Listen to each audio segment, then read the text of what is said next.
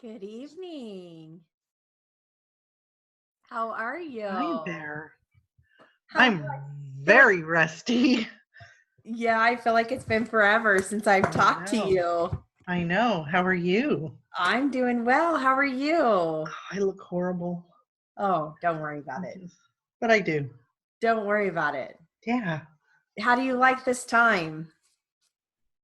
What? Oh, I don't know yet. Yeah. I had to remind myself, but it's kind of nice, but it'll take some getting used to only because I'm used to kind of winding down Yeah. at this time but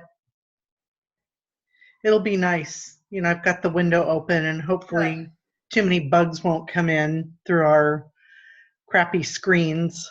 Yeah. Yeah, Oh, they always find a way. I know.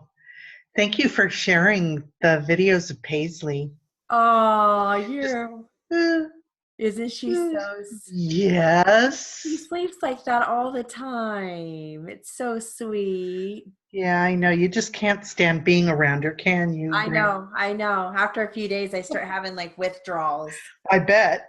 I Like, oh, I bet. just have to see her, you know? Yeah. Oh, it's a good thing that, they live right here, Yes. that you Yeah. don't have to worry about them being clear across the country or something. Yes. I know that would be so hard. That'd be Yeah. really hard. So we're very blessed, you know? She give you anything for Mother's Day? Yes. They gave me these strawberry or chocolate covered strawberries, and they gave me flowers, and How yes. Yes, nice. a really nice card, and it was really nice. Oh, good. Yes. Good. Yes, very nice. So Exciting. Well, I yeah, know. I've missed talking to you. I know. I So, know. I miss talking to you too. We got to catch up no, soon. yeah, it's too bad that I'm the only one in here. I was kind of hoping that other people would be in here too, Yeah, maybe it'll but just take, I'm hoping that maybe just the word, for the word to get right. out. And I know Robert posted it, but hopefully people will, I would think it would really work for a lot of people that have to Mm-hmm. work, it's late enough now where it's like, okay, hopefully Right. dinner's done, and, we'll Yep. see. We'll see. Oh, So, let's go. all right. I'm very rusty. All right. So we'll start off with some words. Okay. Okay. All right, here we go. Ready? Ring, safe, jacket, bottom, 100, relax, sudden, wow, college, flip, mood, track, crack, block, handle, them, drove, 7, struggle, weather, ahead, sad, dry, women, focus, repeat, thick, relationship, jerk, present, suck, bell, surround, evening, bite, single, fault, shadow, wood, easily, woke, smoke, draw, suggest, accept, third, totally, war, breakfast, trail, animal, warn, aunt, sir, burst, match, park, fix, practically, odd, wash, sing, inch. All right, now here are some phrases. You're going to phrase as much as possible. Here we go. Just a moment, which is JOMT. I didn't know. I don't know. That I know. that he knows, that you know, what he knows, what I know, what you know, when I know, when you know, where you know, whether he knows, whether or not I know, whether you know, whether or not you know, which he knows, which you know, ladies and gentlemen of the jury, about how large, too large, law officer, law enforcement officer, point of law, question of law, which is KWEFL, questions of law, where do you live, left-hand side, about how long, too long, no ma'am, yes ma'am, about how many, great many, how many, too many, marked for identification, MOID, M-O-I-D, matter of fact, may feel, may have been, may have had, may not, may recall, may recollect, may remember, may understand. All right.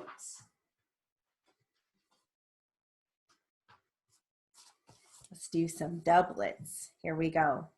Frozen yogurt, optimum force, broad limitation, controversial subject, democratic ideals, distillate fuels, distinct repertoire, substantive law, suburban statistics, alternative methods, popularity contest, literary masterpiece, athletic scholarships, electron circuitry, installation ceremony. Okay. This is a continuation of descriptions, various descriptions using numbers and initials. Here we go. 16 valve DOHC power plant. The Sporty CBX 150 and the NX 150. 4.3 liter Vortec engine. New Tour Guide Ultra GL 1500 SE. Retail price from $164.95 to $185.98. Steady at 12,000 RPMs. Performance shocks at $345.95 per pair. 32 to 45 miles per gallon, 39.1 miles per gallon average. 485 to 512 pound capacity. 5.53 by 73.8 inch cast aluminum. 2015 Sprint FC, priced at $31,198.46. 500cc Grand Prix point standings. Finished 13th on a new R100 RT. 2018 Silver Gray CBR 1000F Honda.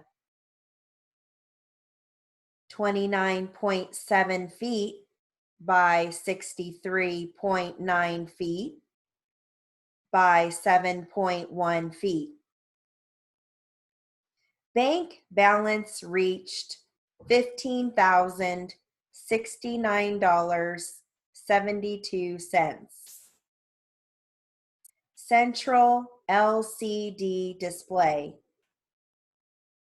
63 easy to use gizmos. All right. Here are some Disney movies, the year it came out, and how long each movie is. Okay. All right, here we go. Snow White and the Seven Dwarfs, 1937, 83 minutes. Pinocchio, 1940, 88 minutes. Fantasia, 1940, 120 minutes. The Reluctant Dragon, 1941, 74 minutes. Dumbo, 1941, 64 minutes. Bambi, 1942, 69 minutes. Victory Through Air Power, 1943, 70 minutes. Saludos Amigos, 1943, 75 minutes. Make Mine Music, 1946, 74 minutes. Song of the South, 1946, 94 minutes. Fun and Fancy Free, 1947, 73 minutes. So Dear to My Heart, 1948, 82 minutes. Melody Time, 1948, 75 minutes. Adventures of Mr. Toad, 1949, 68 minutes. Treasure Island, 1950, 96 minutes. Cinderella, 1950, 74 minutes. Alice in Wonderland, 1951, 75 minutes. The Story of Robin Hood and His Merry Men, 1952, 84 minutes. Rob Roy, The Highland Rogue, 1953, 91 minutes. The Sword and the Rose, 1953, 92 minutes. Peter Pan, 1953, 77 minutes.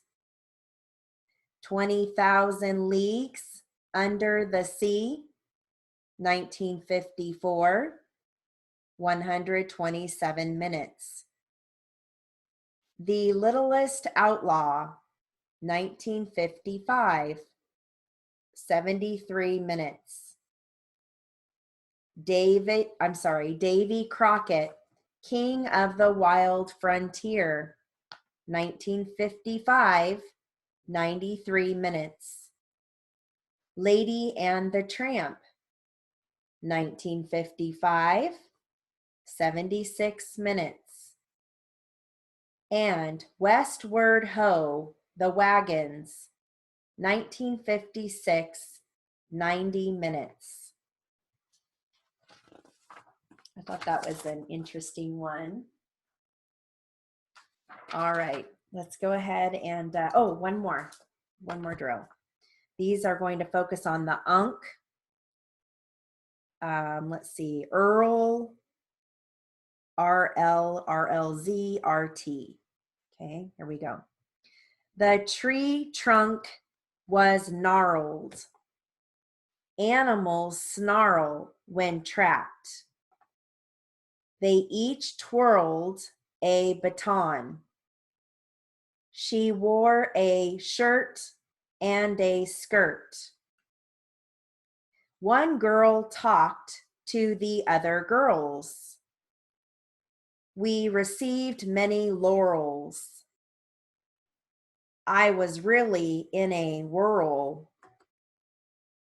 He left a dart in her heart. The sorrel whirled around. The admiral was at the airport. A swirl of wind hurled it away. Don't twirl if you are clumsy. Laurel and Daryl were sweethearts. We believe in a world court. Traffic was snarled at the mart. He took a snort from the court. Oral excellence is an art. I hurt my finger trying to hurl it. They used the port for a fort. She had snarls in her hair. Okay, now I've got some legal terms in paragraph form. This is one paragraph long, so I will start at 60 and work my way to 80, okay, with this one because it's not very long. Here we go. A bailiff is an officer who maintains order in the courtroom. Bench refers to judges and to where a judge sits in court. A bench conference is a meeting of lawyers and judges at a trial outside of the hearing of the jury. Bias is prejudice. Burden of proof is the legal duty to prove a disputed fact. Chambers refers to the judge's office. Circumstantial evidence is indirect evidence.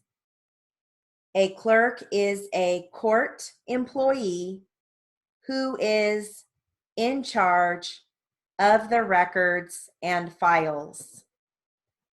Closing arguments are statements by an attorney near the end of a trial to persuade the jury to decide in his or her client's favor. Colloquy is discussion. All right.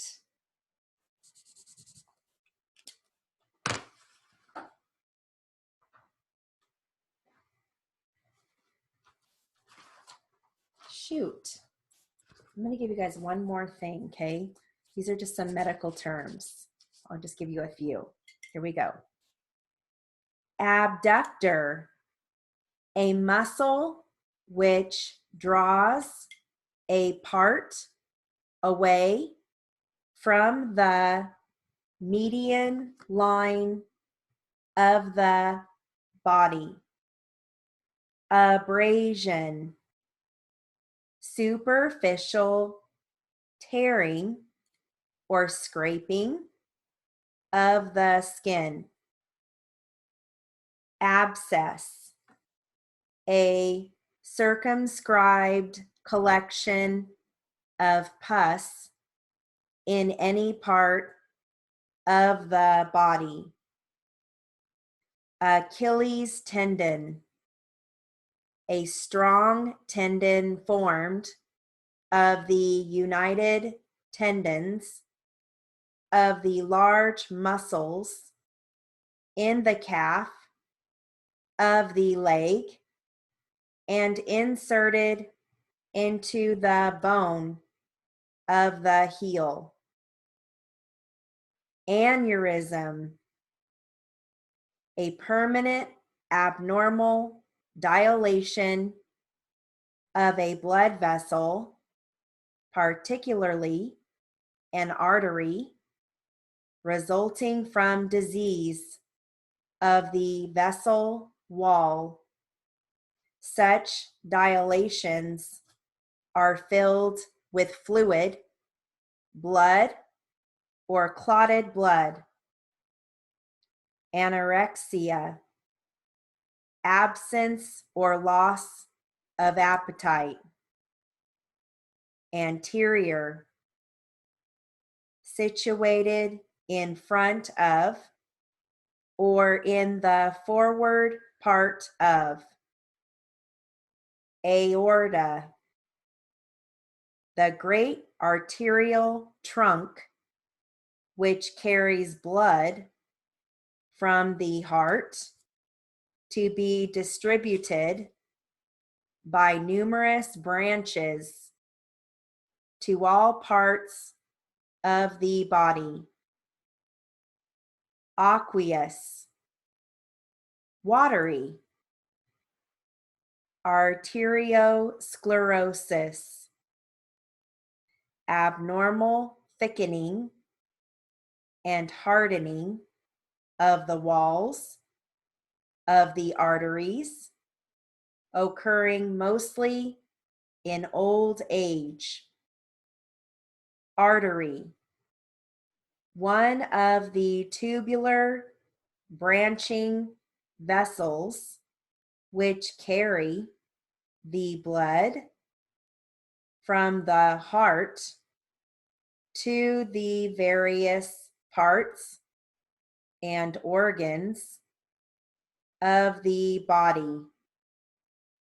Articulation, a joint or juncture between bones or cartilages of the skeleton.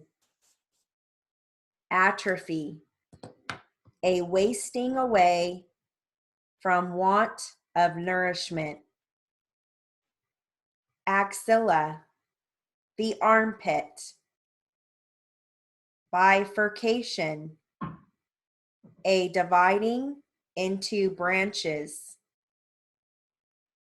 Bronchi, branches of the trachea or windpipe. Calcareous, pertaining to or containing lime or calcium carbonate, chalky. Calcification, the formation of lime salts in the tissues. Callus, a new bony deposit around a fracture, accomplishing the work of repair. Okay, so we'll stop there. Now, let's finish our article that we started last week on fatal distraction. Okay, this is about some parents that lost their daughter. She was sitting, the traffic stopped on a freeway, I think it was the 22 freeway in Orange County, and a girl behind her was texting, didn't see the traffic stop, and she hit her going like 80 miles an hour and killed their daughter. So it's all about, you know, the dangers of texting and driving. Okay, here we go. And this girl had just graduated, let's see, she had just graduated college. So she was a coach for softball, and, you know, it's just so sad. Okay, here we go. So now we're on the multitasking myth. NHTSA defines distracted driving as any activity that diverts attention from driving, including talking or texting on your phone, eating and drinking, talking to people in your vehicle, fiddling with the stereo or navigation system, anything that takes your attention away from the task of safe driving. Distractions can be sorted into 3 categories: visual tasks that require the driver to look away from the roadway to visually obtain information, manual tasks that require the driver to take a hand or hands off the steering wheel to manipulate an object or device, and cognitive tasks that involve thinking about something other than driving. While visual and manual forms of distracted driving, like tuning into a radio, tend to bring higher degrees of risk, those risks tend to be shorter in duration. Mental distractions, like having a conversation, come with lower levels of risk, but they take much longer to complete. So the net impact at the end of the day is that they rival one another for how risky they really are. People who text or operate the vehicle's air conditioning controls while driving may think they are multitasking. The reality is there's no such thing. You're switching back and forth between driving and doing other things. That's fine if you're sitting at your desk at work, but not in a car and driving 70 miles per hour down the road. There's a finite bandwidth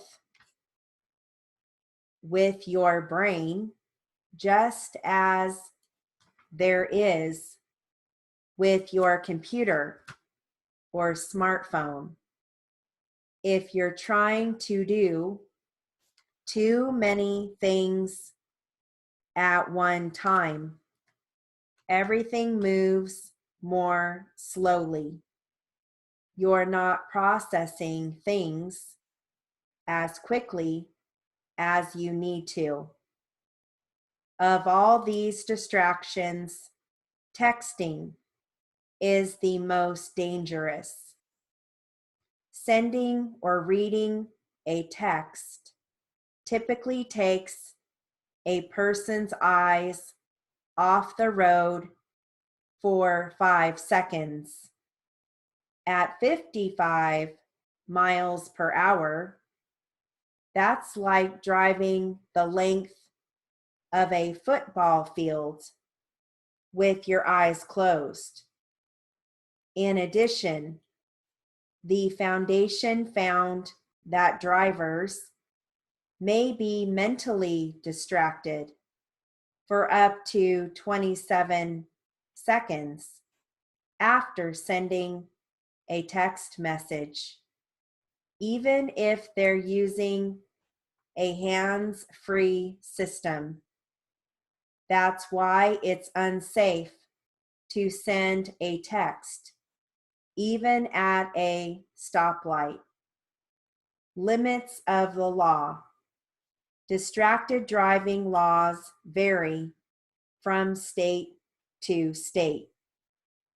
Enforcement is challenging. The laws on the books usually don't prohibit distracted driving per se, but the behaviors it may cause, such as speeding, reckless driving, or unsafe lane changes. California has some of the nation's strictest laws. The state not only bans texting while driving, but also prohibits driving while using handheld cell phones. Whether or not a driver receives a ticket for these behaviors, however, is ultimately up to the officer's discretion. Fines vary based on the type and severity of the offense. In California, cell phone violations start from $20 for the first citation and $50 for each subsequent citation. For Deanna's parents, a ticket isn't enough of a deterrent.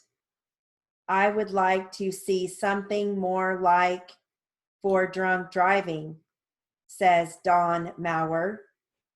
After the second violation, if you kill somebody, you're in jail for murder. In the aftermath of the deadly crash, the Maurers tried to raise awareness about the dangers of texting and driving with a billboard message on the 22 freeway in Garden Grove. It read, "Someone texting and driving killed our daughter. Your text can wait. In loving memory, Deanna Maurer." The Maurers could afford it for only 1 month. People would never believe you can cry every day for 6 years, but you can, says Dawn, who felt closure only after Nicholas admitted she was at fault. Dawn held her daughter's hand until the moment she was wheeled into the hospital elevator to have her organs and skin harvested. She had just enlisted as a donor 1 month earlier. Today, Deanna's old bedroom in her mother's house is filled with photos and framed softball jerseys and cards strangers had left at her grave. I don't think people understand the impact. Families break up. People never function the same way again. I keep waiting for her to walk through the front door. Deanna's father refuses to own a cell phone. A decal in the back window of his Chevy Tahoe reads, "A person texting while driving killed my daughter. No text is worth a human life. In memory of Deanna Maurer, our sunshine." The decal has drawn a range of reactions. One driver gave me the finger, but another driver pulled up next to me, honked, patted his heart, and threw his cell phone in the back seat. That was heartwarming. If we can change one life, it's worth it. All right. How are we doing on time? Oh, good. We're doing great. All right. So let's finish up our jury charge that we started last week. Okay. And then we'll go on to Q&A. Okay. Here we go. All three of these people, we have 3 people or defendants here on trial. And all 3 of them are being tried for murders. The young lady that is sitting right here is facing the death penalty. Now, this jury selection process can be a little lengthy and long because we have a couple of other defendants as well. I am not going to make you sit through when I pick their jury panel, just like they are not going to sit here when I am picking this particular jury. You will see why there are some stops and starts in this case or trial. That is common. The first phase of this trial is the timeline eligibility. The second part of this process is the merits. Now, I want you to all think about something for a moment. What if you were sitting at that same table in a civil case and somebody was suing you for a certain amount of money? Or what were to happen if you were the defendant? Or what if you had a loved one who was the defendant? What kind of juror would you want to be seated right where you are? I think you would want somebody who renders a verdict according to all of the evidence. You would want jurors to answer all of the questions honestly when they are being selected. You would also want jurors who would follow the law as the judge gives it to them. You would want people who would follow the orders of the court. For example, when I tell you to please not discuss the case with anyone, that means something. It's really important. Let's say in the middle of the trial, you start talking to somebody else. If that caused a mistrial, then we would have to start all over again. There are reasons for all of the rules that we give to you. Even if you don't understand why, you only want people that follow the law, even if you disagree with it. Think of a Saturday morning soccer match. The teams, players, coaches, parents, they all know the rules, or they have in mind what the rules are. What if you have a referee that created his own rules as they went along? You would be going nuts. And so this would be unfair. How do we know the rules? We would just be making up the rules. You can see how, for a soccer match, that would hit you and everyone else. This is the real thing. You have got to follow the rules. It's crucial that we do this.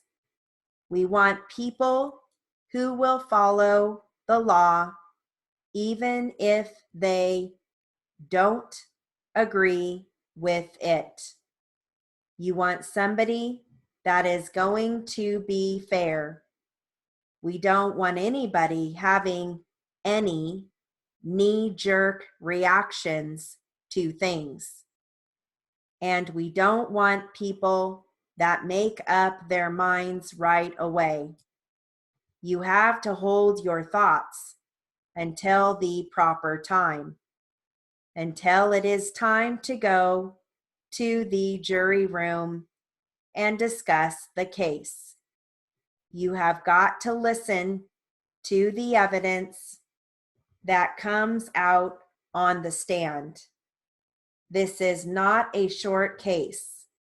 We are estimating it lasting 7 to 11 weeks. We think we will be done by the end of June, but it possibly could go all the way to July the 9th. We can't give a specific time because of jury deliberations. The jury gets to take as short or as long as they wish or want to take. So that is an unknown. We don't know how long that will take. All right, let's start some Q&A. I'm just dating this so I know we covered it. All right.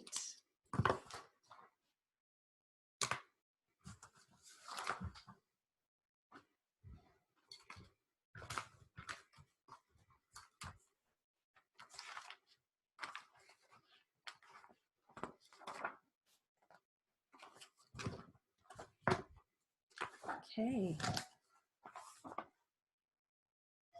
There we go. I'll start at 60 and work my way to 100, okay? Good morning, ma'am. Good morning. My name is Tom Hudspeth, and I represent Mr. Hoodie and the Salvation Army in connection with a claim being brought against them arising out of an injury to you that occurred on June 17, 2011. Do you recall an incident on or about that day? Yes, I do. Can you state your full name, your full legal name, for the record, please? Helen Margaret Watts. That's Watts. Yes. Okay, Mrs. Watts, this is a deposition, and this room is rather noisy, and I apologize. It doesn't bother me. Okay, we went over the ground rules before we got started.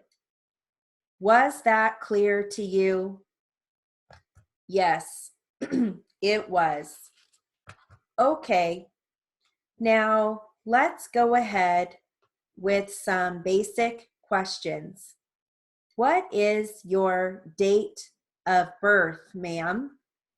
Although that's a tacky question to ask a lady. August 5th, 1943. And what is your current residence address, ma'am? 336 West 20th Street, San Bernardino, California, zip code 92405. How long have you lived on West 20th Street in San Bernardino, ma'am?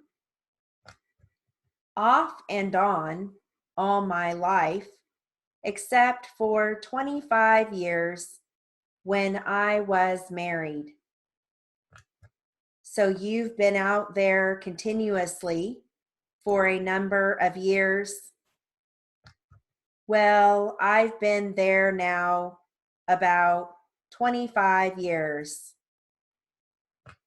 Do you reside with anyone at that address? Do I what? Do you live at this address with any family members? My son is living at home. What is your son's name? Anthony Watts. Prior to coming here today, when was the last time you were seen by a doctor for any reason? Prior to coming here today? Yes, ma'am. Who is the last doctor? Dr. Rose in Riverside? I would say approximately a month.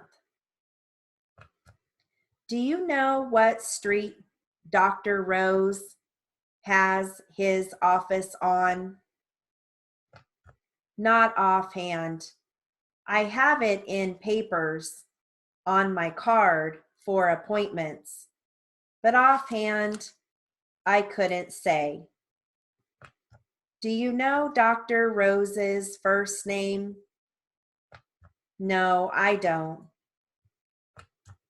Is it a man or a lady? A man. Do you know what type of doctor Dr. Rose is? He is a neurologist. Do you have a physician that you would describe as your family physician? I had no family physician because I hadn't been to a doctor before this happened for 8 years. Other than Dr. Rose, have you been treated by any other physician in the last calendar year? Not another physician, no.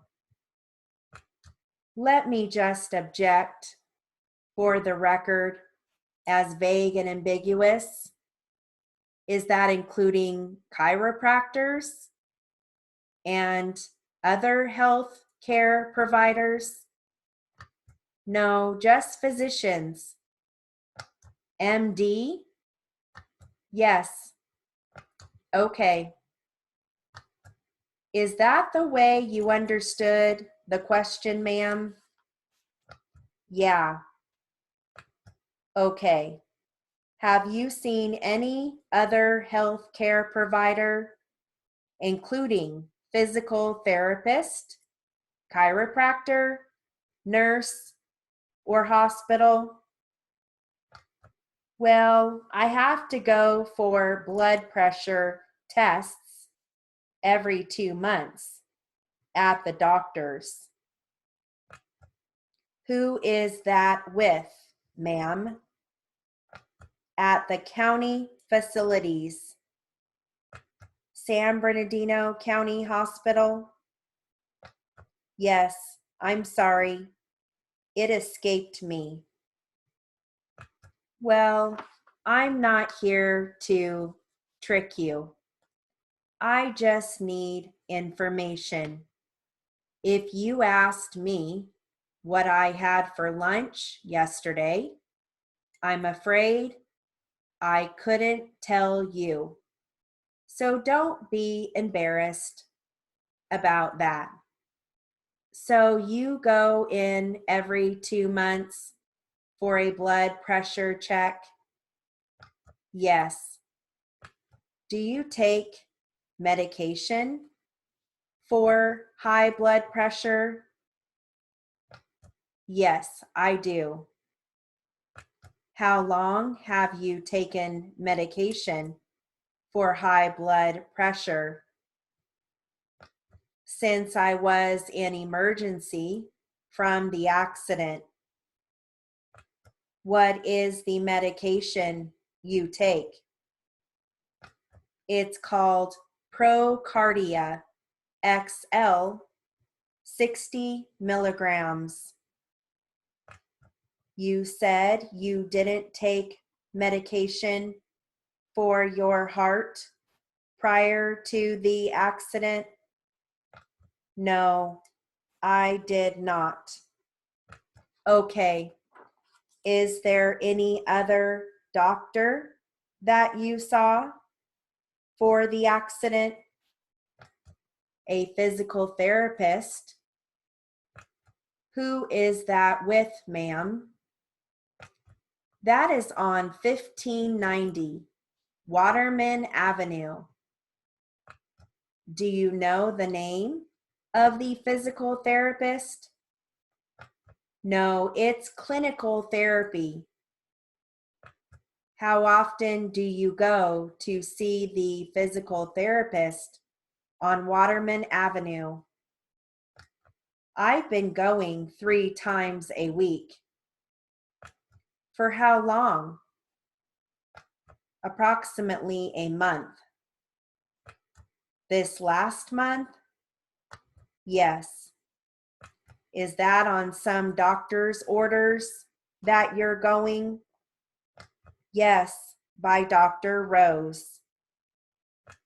Has Dr. Rose performed an examination where he put little suction cups onto the top of your head and you had to lie down on a table with your eyes closed No. He examined me and tested my reflexes, such as putting his finger out and closing my eyes and having to meet his finger with both of mine. Also testing my knees, putting another sharp instrument across the bottom of my foot. I can't recall all of them. Did he have you do things with numbers, like tell him numbers backwards? No, he looked in my eyes quite some time with the light they use and said my right eye is blurring. They took x-rays of my back, my head, my neck, my wrist, and inside my mouth. When did you first go to see Dr. Rose in Riverside? That was the first time, a month ago, approximately. Well, it is my understanding that after the accident, you were taken to a hospital. Yes, to emergency at the county hospital. I'm sorry. You had asked a question perhaps 4 or 5 minutes ago about other healthcare providers that she had seen. I'm only looking for her recollection. I'm not sure that her answer was a summary of all of them. She might have told you about the first, and then you followed up with questions. I'm not sure that she completely answered the question. Well, it is not my style of asking at a deposition. I like to pop in here and pop in there. I don't really follow a format. That's fine, because I'm not very long on IQ. I have a short attention span. You think I'm kidding, but she knows better. Don't we all? Okay, now were you admitted to the hospital? They took me on a stretcher, or whatever they call it, from the ambulance. I was in there overnight. And then they let me go because I had my son that I needed to get back to. And I had someone watch me for nausea, hallucination, bleeding, and anything. I had to get checked. Did any of those things happen? No, not that night. Well, thank goodness. Uh-huh. Other than your treatment there, were you in any other hospital since then? No. How is it that you chose Dr. Rose as a doctor to go see? I had heard that he was quite a good doctor, and I had been wanting to go to a neurologist because I'm having trouble with turning my neck from side to side, down and back. It hurts very bad. Plus, I still have an indented place in my skull, indicating the back of your head, correct? Yes, that's where you had the sutures from the cut in your head? Yes, on the left side. Again, for the court reporter to take down where you're pointing, we have to describe it with words. Okay. Were you given any medication by the doctor in the emergency room while I was there? No, to take home with you. They just gave me a sedative or something for the head injury. Were you given a prescription medication? No, we're excluding. I'll go through that. Other than the procardia? No. You were given the heart medication, right? Yes. But you were prescribed heart medication? Yes. Has anyone prescribed anything other than the heart medication? No, they haven't. Okay, so we'll stop there and do a little bit of read back.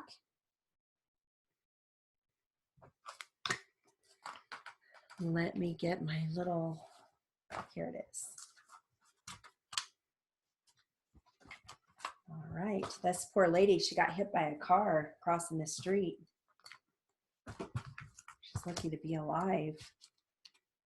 Okay. Okay. This is a continuation from last week's read back. Let's see. Yeah. Okay. Actually, you know what? This was pretty tough. And let's not do this one. I think last week it was pretty tough. We're going to move on to the next one. I'll save that one for the upper speeds. All right, so this is going to be plaintiff. All right, so I'm going to read this first time at 100, then 80, then 60, okay? All right, here we go. Your son was attending Fairgrove Middle School.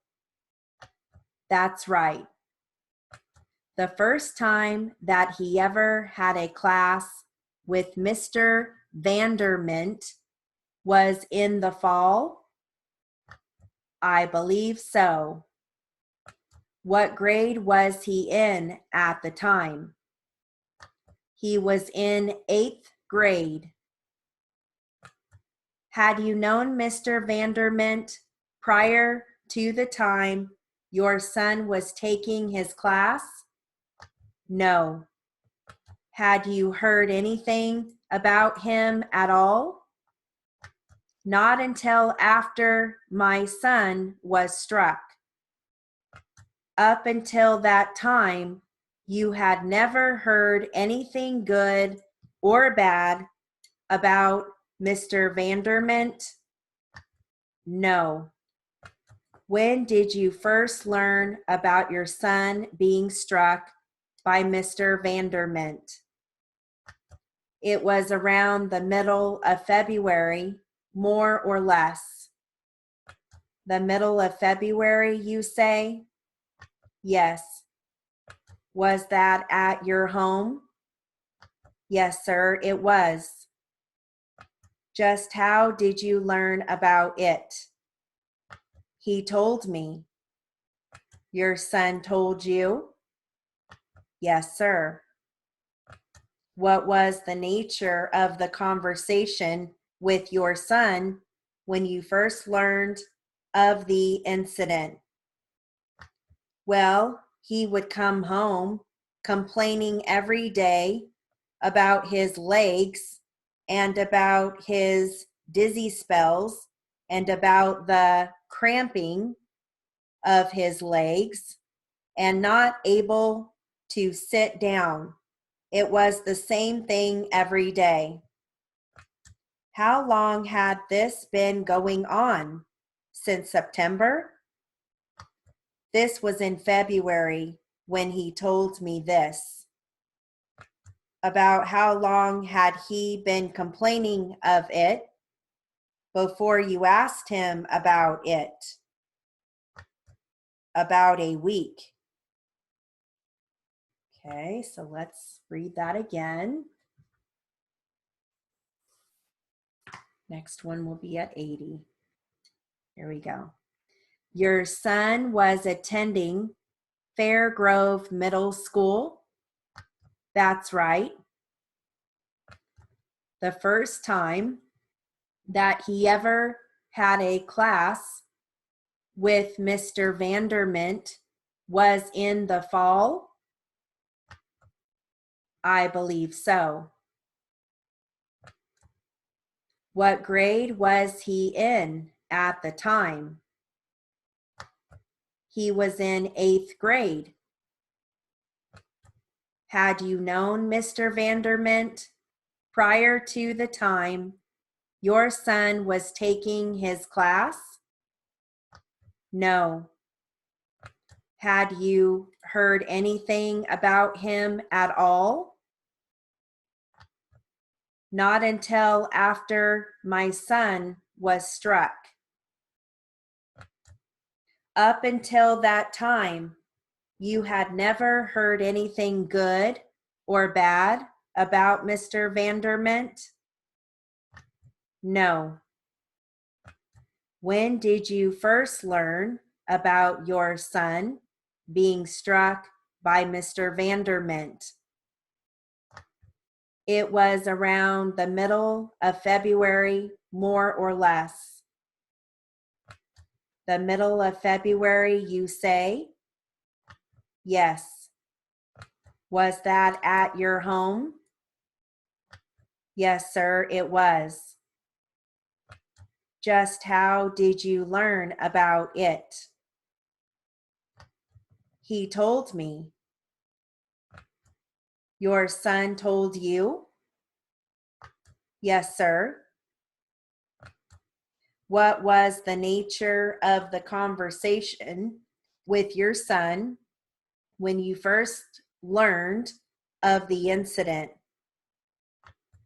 Well, he would come home complaining every day about his legs and about his dizzy spells and about the cramping of his legs and not able to sit down. It was the same thing every day. How long had this been going on? Since September? This was in February when he told me this. About how long had he been complaining of it before you asked him about it? About a week. All right. One last time at 60. Here we go. Your son was attending Fairgrove Middle School. That's right. The first time that he ever had a class with Mr. Vandermen was in the fall? I believe so. What grade was he in at the time? He was in 8th grade. Had you known Mr. Vandermen prior to the time your son was taking his class? No. Had you heard anything about him at all? Not until after my son was struck. Up until that time, you had never heard anything good or bad about Mr. Vandermen? No. When did you first learn about your son being struck by Mr. Vandermen? It was around the middle of February, more or less. The middle of February, you say? Yes. Was that at your home? Yes, sir, it was. Just how did you learn about it? He told me. Your son told you? Yes, sir. What was the nature of the conversation with your boy when you first learned of the incident? Well, he would come home complaining every day about his legs and about his dizzy spells and about the cramping of his legs and not able to sit down. It was the same thing every day. How long had this been going on? Since September? This was in February when he told me this. About how long had he been complaining of it before you asked him about it? About a week. All right, so we'll read that back.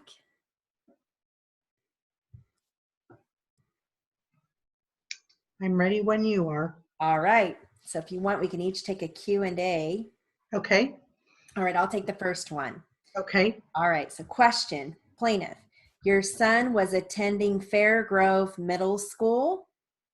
Answer, that's right.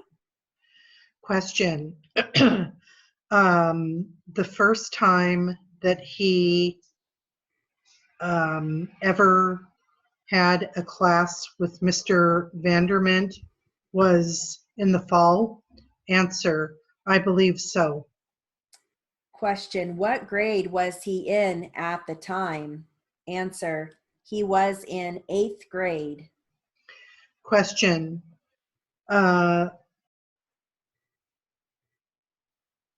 will you, is it supposed to be did you? It's actually had you. Had you. Okay, Yep. I put HR. That's Had you okay. known Mr. Vanderment prior to the time your son was taking his class? Answer, no. Perfect. Let's see, question. Do you have had you ever? No, I have had you heard. Good, perfect. Because I have ever up above here that I think, yeah, no, so that's good. That's perfect because I had added that a long time ago and I don't think I said it, so that's perfect. So had you heard anything about him at all? Answer, not until after my son was struck. Question, up until that time, you had never heard anything good or bad about Mr. Vanderment? Answer, no. Question, when did you first learn about your son being struck by Mr. Vanderment? Answer, it was around the middle of February, more or less. Question, the middle of February, you say? Answer, yes. Question, was that at your home? Answer, yes, sir, it was. Question, just how did you learn about it? Answer, he told me. Question, your son told you? Answer, yes, sir. Question, the um,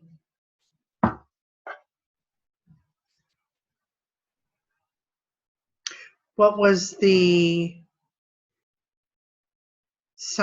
something of the conversation with your boy? What was the nature Perfect. nature of the conversation with your boy when you first learned of it in September? Wait.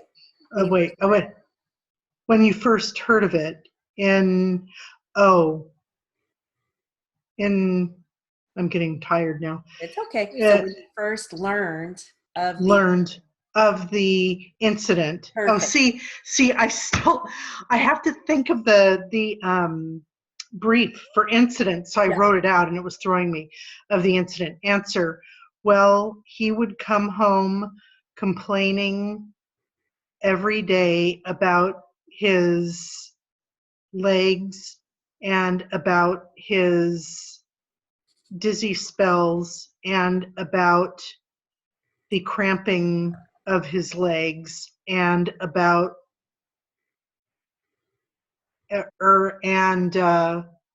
not able to sit down. It was the same thing every day. Awesome. Question, how long had this been going on? Since September? Answer, this was in February when he told me this. Question, about how long had he been complaining of it before you asked him about it? Answer, about a week. Awesome job. Thank you. Great job. Thank you. Great. That was a good class. Yeah. Have you sold any houses yet? No, I'm still getting all of my everything, all my paperwork in order and business cards done, and it just takes a while to get going, you know. Are you still going to do this? Oh gosh, yes. Absolutely. Okay. Absolutely. Yep. Okay. Yep. Absolutely. I'm just, my kids are gone now, so my husband's a lender, so it's like, well, oh yeah, why not? That makes sense. Yeah. It's a part-time thing, and yeah, but I'm not going anywhere. So. Okay. Yep. No, I'm not. We've got Yolanda traveling the globe, and I know. Yeah. I know. I'm so happy that she gets to do that, though. It's so. Yeah. It's really. Oh yeah. It's awesome. Have you heard from Gail at all? No, I haven't heard from her since I that's the one person I didn't have her contact info. Uh-huh. Mm-mm. Oh. No, I I wonder know. how she's doing. I think about her every now and then. So I do too. And I don't think she's on social media, so I have no idea, Right. I should see if I can put her name into Facebook and see what comes up, but Yeah. probably not. It was Gail, right? Yeah. Gail, what I can't remember her last name. Gifford. I know, I had to think about it for a minute too. Oh, no, there she is. On Facebook? Mm-hmm. Worked at Sage College, studied at California School of Court Report. I'm tired. Can you tell? Court reporting. I don't know how active she is on it, but you know what? I'm going to do add friend and we'll see what comes up. Yeah. See if I'll have to look her up as well. Yeah. So, oh my goodness. All right. Well, I will talk to you soon. You have a great night. You too. I'll try and make it on Wednesday. We've got a lot going on right now. So, we'll see what happens, but yeah, try to come on Wednesday if you can. Wednesday will be same time. 8:30 to 9:30. Yep. It's kind of nice that way because then you know Yes. when everything is. So. Yep. Exactly. Exactly. All right, Jilly Bean. All right. Have a good one. You too. I'll talk to you soon. Have a great night. Okay. For You too. Okay. You're welcome. Bye. Thanks for teaching. Thank Bye. you. Bye.